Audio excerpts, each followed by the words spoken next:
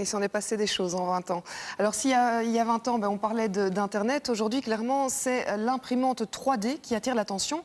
Il faut dire qu'elle donne quand même un sérieux coup de pouce à tout ce qui est nouvelle technologie. Oui, l'évolution est permanente dans ce domaine. Alors pour permettre aux créateurs, aux entrepreneurs d'avoir accès à toutes ces machines dernier cri, les Fab Labs se multiplient en Belgique. Ce sont des labos de fabrication numérique. C'est le focus du jour. Visite signée Véronique Barbier.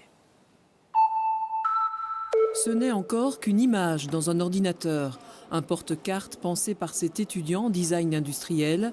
Et pour que le rêve devienne réalité, il lui fallait une imprimante 3D. C'est une nouvelle manière de produire des objets et on n'a pas cette technologie à l'école. Alors les collaborations avec des Fab Labs comme ici, c'est assez intéressant.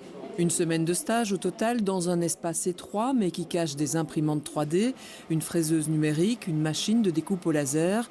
Et quand les étudiants quittent les lieux, d'autres occupants arrivent. Des bricoleurs, il y a des designers, il y a des artistes, il y a des jeunes, il y a des retraités. Ça crée un échange qui est assez intéressant. Ça donne des idées à tout le monde, quoi.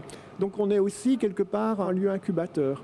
Pour 200 € d'inscription par an, cet artiste est passé dans une autre ère, numérique et en 3D.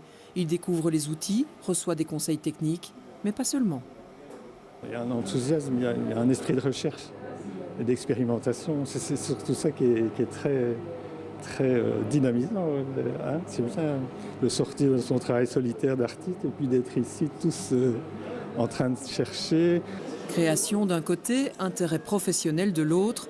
Ce preneur de son met au point un robot qui pourra faire bouger ses micros à distance pendant des concerts de musique classique. Je vais pouvoir les déplacer sans moi me déplacer, sans devoir aller dans la salle déranger tout le monde.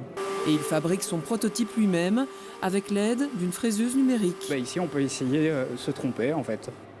Et ça n'a aucune conséquence, enfin très peu de conséquences financières. Ça coûte quand même moins cher que d'envoyer ça à une usine. Mais revoici notre porte-carte. Après 1 heure d'impression 3D, son propriétaire joue les retardataires pour en tester l'utilité. Et il reviendra sans doute au Fab Lab pour l'affiner.